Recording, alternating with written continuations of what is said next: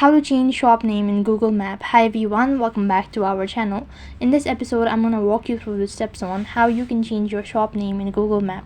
So in order to change your shop name in Google Map, all you have to do is just go ahead and check your internet connection first of all and log in into your Google Map. So after you open up your Google Map, that's going to take you to this sort of interface. So right over here, you can just go ahead and select the particular shop or the location. Let me just go ahead and enable my location first of all.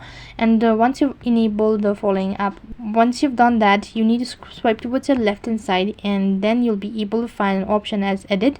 And after that, you can just go ahead and tap on suggest edit button, and you can make changes with your location. So in this way, you can change shop name in the Google Map. And likewise, as soon as you make changes with the information, the following user or the receiver will also be notified about the information. So that is how you can change your shop name in Google Map. That is all for this video. I hope the video was helpful. Make sure to like, share and subscribe to our channel. Thank you for watching. See you in the next video.